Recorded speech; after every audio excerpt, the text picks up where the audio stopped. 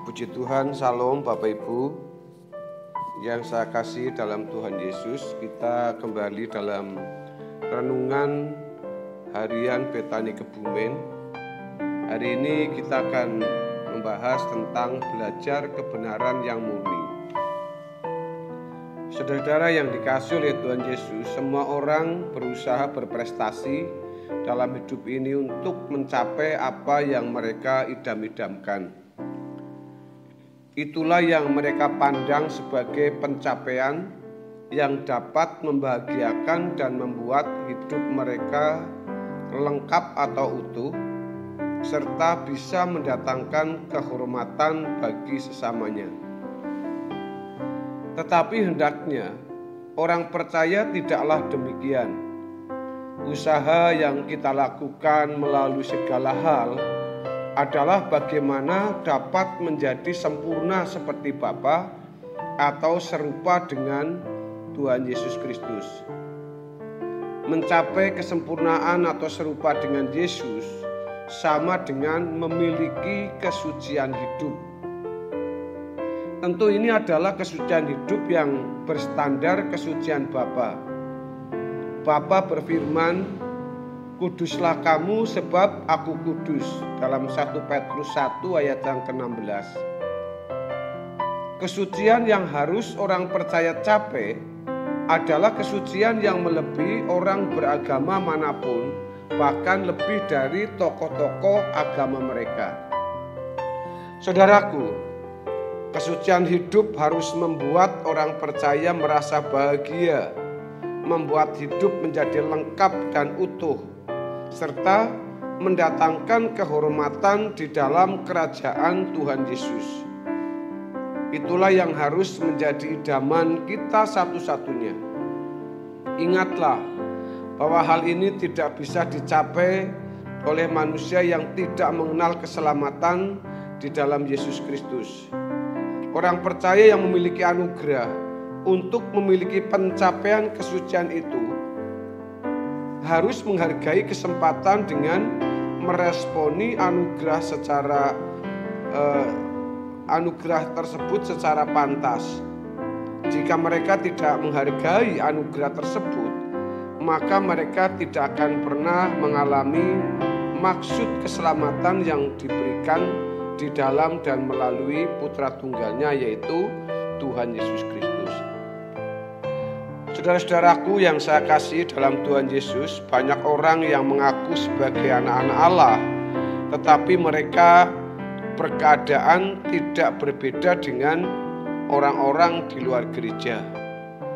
Mereka pergi ke gereja setiap hari Minggu, mengaku Kristen dan melakukan pekerjaan pelayanan gereja, tetapi mereka tidak memiliki kerinduan untuk mencapai prestasi kesucian yang Tuhan kehendaki. Mereka hanyut dengan banyak hal yang mereka idam-idamkan, padahal semua yang mereka idam-idamkan tersebut merupakan hal fana semata dan menyeret mereka berkeadaan tidak layak mewarisi kerajaan yang akan Bapa berikan kepada Yesus Kristus dan orang-orang yang menderita bersama Dia. Saudaraku, harus dipahami bahwa kesucian akan membuat orang percaya mengenal Allah secara benar. Semakin tinggi pencapaian orang percaya dalam kesucian, maka semakin orang percaya menemukan pengenalan yang semakin mendalam pula mengenai Tuhan. Hal ini tidak dipahami oleh banyak orang Kristen, bahkan para pembicara di mimbar-mimbar gereja dan pengajarnya. Mata pikiran mereka buta terhadap kebenaran.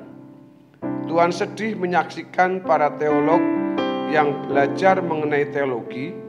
Mereka merasa sudah mengenal dan menemukan Tuhan hanya karena mereka bisa berbicara mengenai teologi yang mereka baca dan pelajari di bangku sekolah tinggi teologi.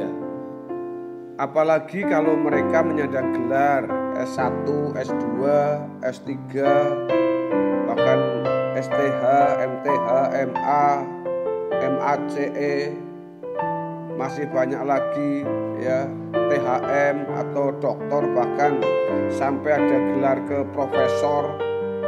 Mereka bukan menjadi semakin rendah hati, semakin tunduk akan kebenaran karena sudah belajar dari kebenaran, tapi justru sebaliknya mereka menjadi sombong dan merasa lebih mengenal Allah daripada orang lain, apalagi jemaat yang awam.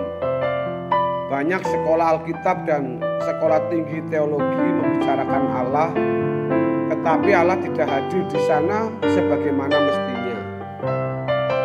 Mereka menggantikan Bapa dan Anak dengan rumusan-rumusan teologi dan diskusi-diskusi tanpa sungguh-sungguh mencari wajah Tuhan dengan benar. Kehadiran para guru di ruang kelas dan kuliah tidaklah mewakili Tuhan, tetapi mewakili pandangan manusia yang tidak mengubah siswa dan mahasiswanya menjadi manusia seperti yang Tuhan kehendaki. Sehingga para siswa dan mahasiswanya tidak menemukan Tuhan di dalam hidup mereka. Bagaimana siswa dan mahasiswa tersebut bisa menjadi hamba Tuhan yang pantas berdiri sebagai juru bicara Tuhan, padahal merekalah yang dianggap pantas berbicara di mimbar-mimbar gereja. Lagi pula, biasanya mereka yang menjadi pimpinan dalam sinode gereja yang mengarahkan perjalanan gereja Tuhan Yesus Kristus. Saudara-saudara, semua tersebut membangun suatu pemerintahan yang tidak berbeda dengan rezim yang berkuasa. Mereka merasa memilih gereja milik Yesus Kristus dan membelenggu kehidupan umat dengan hidup keberagamaan yang kosong.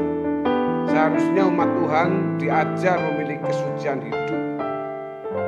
Tetapi umat Tuhan hanya diajar untuk bisa berliturgi yang sama dengan berseremonial yang mereka sebut sebagai kebaktian, misa atau sebuah ibadah.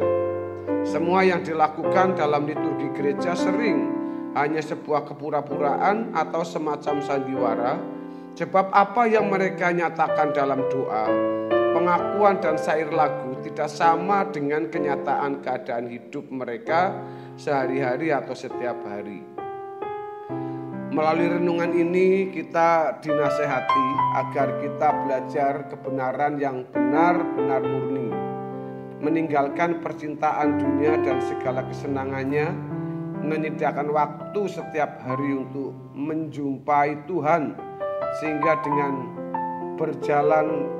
dalam perjalanan waktu kita harus belajar bagaimana memiliki kesucian seperti kesucian Tuhan.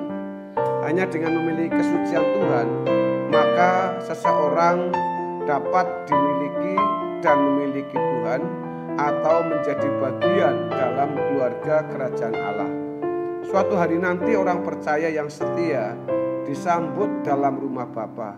Saudara, kita hari-hari ini secara bebas kita bisa melihat, memilih, mencari menu di dalam YouTube tentang bagaimana orang-orang menyampaikan firman Tuhan.